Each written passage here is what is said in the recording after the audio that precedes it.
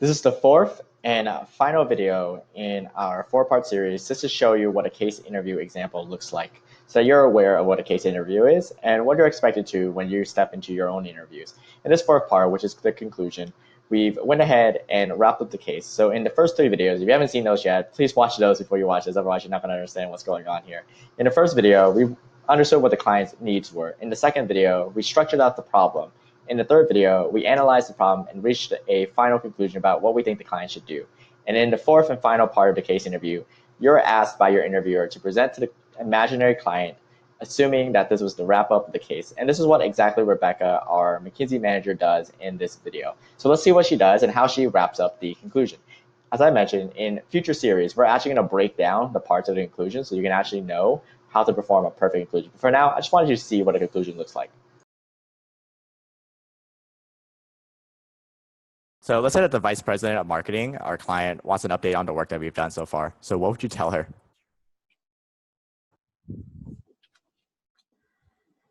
To conclude, Ms. Vice President of Marketing, in terms of launching a new sports drink, electrolyte, we recommend that we position the product as a healthy natural drink and secure contracts to make sure that it gets good shelf space at convenience stores and supermarkets, and that we also look into the other opportunities for distributing sports drinks and make sure that we understand exactly what these channels are and how to get our drinks into those channels.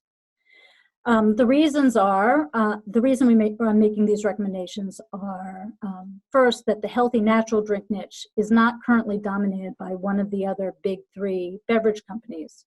And second, because while 60% of sports drinks are purchased from convenience stores and supermarkets, so we want to make sure we're strong there, that there's a good portion of this market that's sold in other channels. We want to make sure that we don't lose that 30% of the market.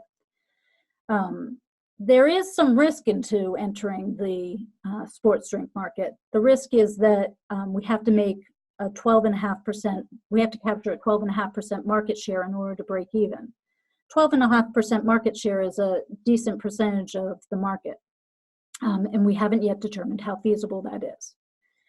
In terms of next step, my team and I would like to examine the market more closely and determine what the likelihood of being able to capture that 12.5% of the market is, so that we make sure that we can recapture the $40 million fixed cost investment we'd need to make to enter the market. This concludes the conclusion part of our example case. And if you watched all four videos, now you've seen what an opening looks like, what a structure looks like, what a analysis looks like, and finally what a conclusion looks like. In future video series, we're actually going to break it down and analyze and spend more time at each of these parts. But for now, hopefully you've gained a view of what an example case looks like done by two former consultants. And hopefully you feel a little bit more confident about what you're going to do, or if you feel overwhelmed, don't worry. We have plenty of videos, plenty of resources, plenty of free training to begin your process to mastering the case interview process. So I'm excited to see you in future videos, but want to thank you for taking the time to want to understand what a case interview is, and I'll see you in the next video.